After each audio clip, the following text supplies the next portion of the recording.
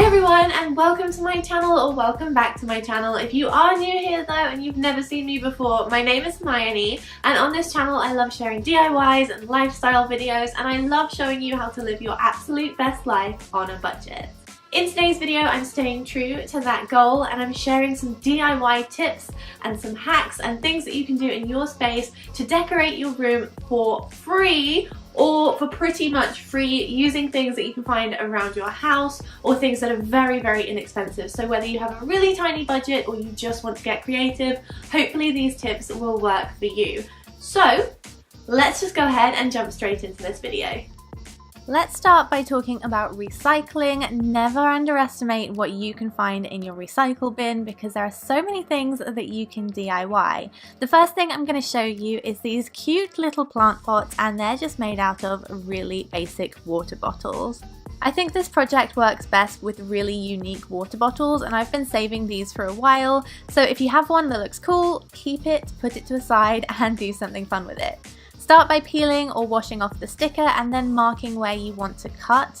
I actually ended up making this one a little bit shorter, so do ignore how long it is, but make your line and then cut that with a craft knife. Obviously be careful, and then once you've cut the top off of it, you can go ahead and paint it. So I'm using a primer here just to get rid of that kind of shiny plastic surface, and then once that was dry, I went in and painted this one gold. And I also did a smaller blue one, which I just used acrylic paint for and painted the inside. I did about 3 coats for this one and just dabbed it with a paintbrush. And this is what the finished result looks like. Super cute, and you can put any little cactus plants and succulents in there. Just make sure that you put rocks at the bottom before planting them so the roots don't go moldy. This next one is so simple, so I'm just going to keep this really quick, but these tins were just old soup tins.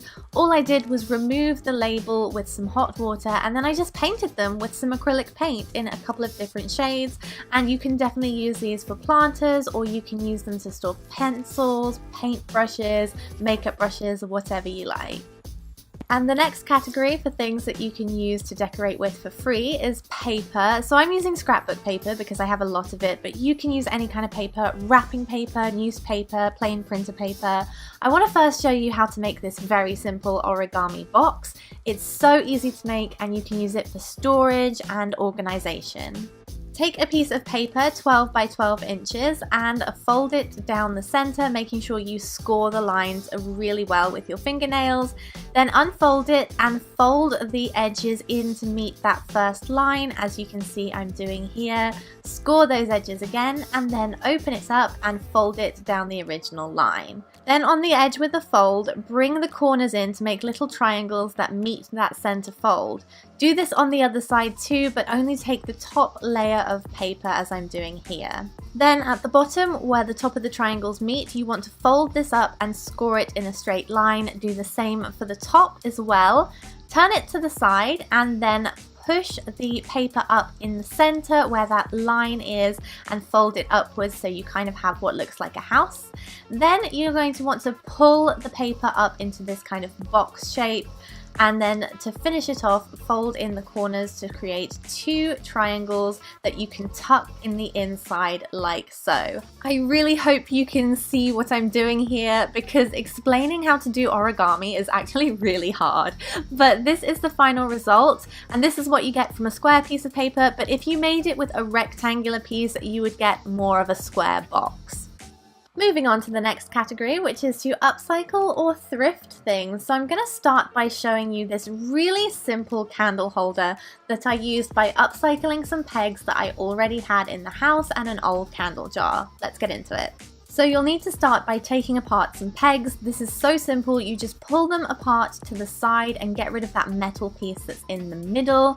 And then I actually use Danish oil to bring out the grain in the wood, but this is completely optional. You could paint them or leave them as is. And then this is the old IKEA candle jar that I'm using, and all I'm doing is sticking the pegs on with some hot glue. And I did this upside down so that all the pegs at the top would be the same level, and this is the finished product.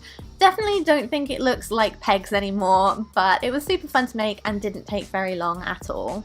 The next upcycle project is this little jewellery box. I picked this up in a charity shop the other day for £2, but you can totally use hand-me-downs if you want to do this for free. I just wanted to show you how easy and simple it is to turn something that's not super cute into something really personalized and that looks great in your space. So let me show you how I did it very quickly. I started by giving the box a sand with some sandpaper. I used quite a medium grit kind of sandpaper. It was already painted, so I just wanted to kind of get rid of that top layer of paint. And then I went ahead and used a primer, which I don't think I really needed because the box was already painted. So I just went in and did that. And then on top of that, I used a vintage chalk paint in this gorgeous blue color. I did about 3 coats, and when I was painting it, I made sure that the strokes of the paintbrush went in all of the same direction. For the inside tray, I just painted this gold with a spray paint, and then I decided to add a little handle, so I marked the center of the box and used these 2 beads, which I super glued on to make sure that they had a really tight seal, and then I just placed that in the middle of the box and let it dry for a good few hours. This is the final product. So easy, so cheap, and you can do this with any kind of hand-me-down that you might be given as well. Moving swiftly on, you can repurpose some of your clothes in your bedroom. So the first thing I'm going to show you is how to cover a pillow. You might recognize this cushion from one of my old videos. It was like a DIY budget Poundland video. Anyway, I'm using a jumper that I actually picked up at a car boot sale for 50p. It's a nice Zara man jumper, and I'm just tucking that cushion inside it. So then I just flipped it over and I tucked the edges inside. If you have it, a safety pin would be really great so that you can pin this in place so it's not going to come apart. I did not have any safety pins. I looked all over the house, but there were none, so I couldn't show you how to do that. But then once you've tucked those in and pinned them in place, you can just knot the sleeves at the back and tie that in a really tight knot. This is not going to damage your jumper and it's not going to damage your pillow, so once you're bored of it, you can take it off. This is, by the way, the area that I would recommend that you put the safety pin in, just FYI. Anyway, this is what it looks like. I think this is a great way to decorate, especially seasonally. I wanted a nice cozy knitted jumper pillow for the Christmas season, so it's very easy. You don't have to ruin your old clothes. You can still use them, and it's definitely free to do.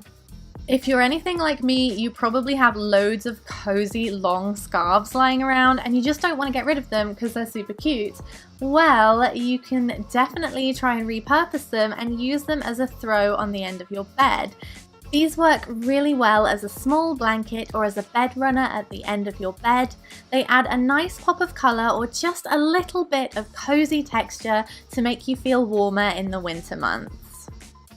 An easy way to make a very big statement in any room is by using wall art, and I love abstract art. I know it's not for everybody, my boyfriend hates it, but it's really simple to DIY. So here is a very quick DIY that I wanted to show you. All I'm doing for this piece is using a square foam brush and some black acrylic paint and dragging that across the canvas in these kind of squiggles, circular shapes, and just giving it kind of like a little bit of movement. It's meant to be kind of abstract and modern looking. It's not meant to be perfect, so mine definitely didn't look perfect.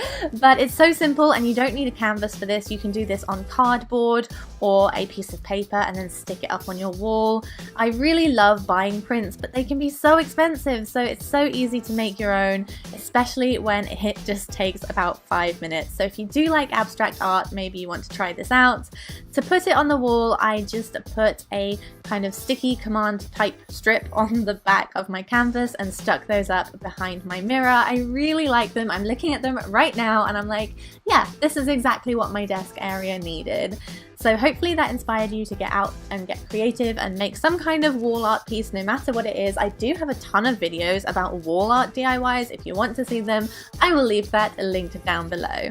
And finally, a couple of quick fixes for wall art pieces. Scrapbook paper only costs about 80 pence per sheet. It's really inexpensive and I love framing it in frames and putting it around my wall. It's so inexpensive and it's a great way to have prints up on your wall. I have this lovely pink one that I got recently with the polka dots. I love it so much. You could also do this with wrapping paper or wallpaper samples as well. I love putting postcards on my wall. They're really inexpensive and you might have some that friends have sent you as well. Oh, and those Pantone paint chips. I actually picked those up at the local hardware store. They were free to pick up, so I put a couple of those up on my wall too.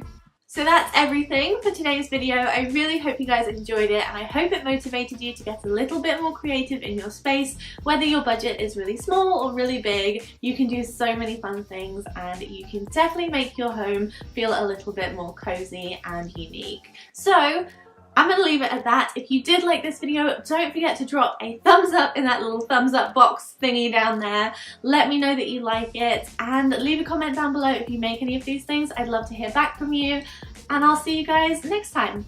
Bye!